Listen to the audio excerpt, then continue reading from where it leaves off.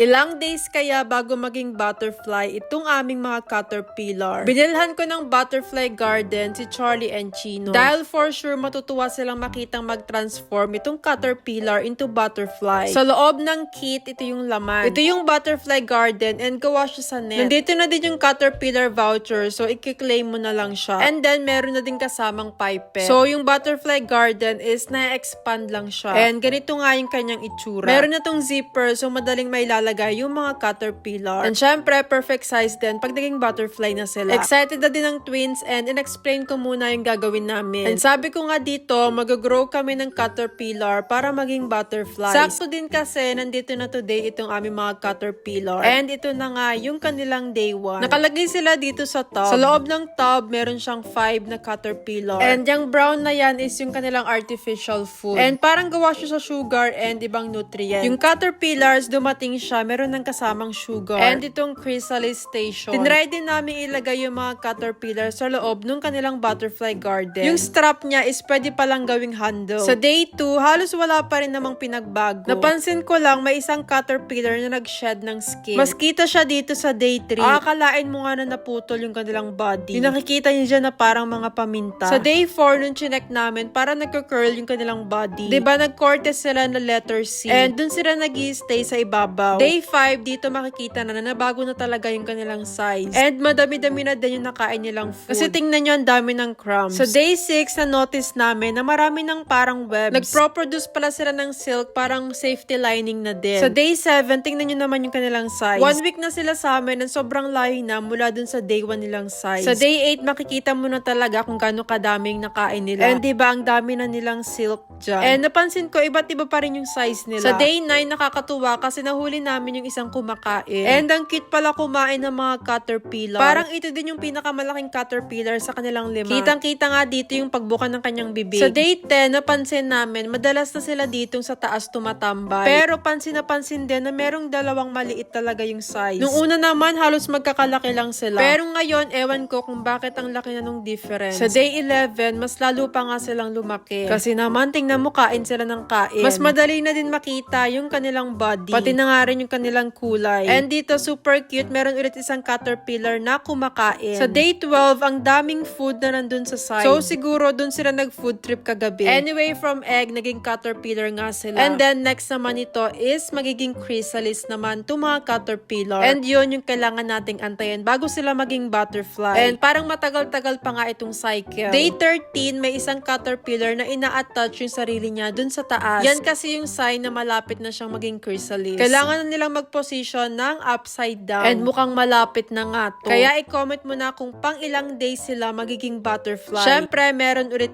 prize. Hulaan nyo lang kung anong day sila magiging butterfly. Currently kasi, ito yung kanilang day 14. So, 2 weeks na sila dito sa amin. Sabi ko nga dito kay Charlie and Chino, dapat gentle lang sila. Dahil sa day 14, meron na nga tayong isang chrysalis. At ito na nga, naka-cover na siya. Aantayin lang natin yung ibang caterpillars na maging chrysalis din. And then, siguro mga ilang days pa bago nga sila maging butterfly. Pero right now, ito pa rin yung update nung iba pa. Excited na kami makakita ng mga butterfly mula dito sa mga caterpillars.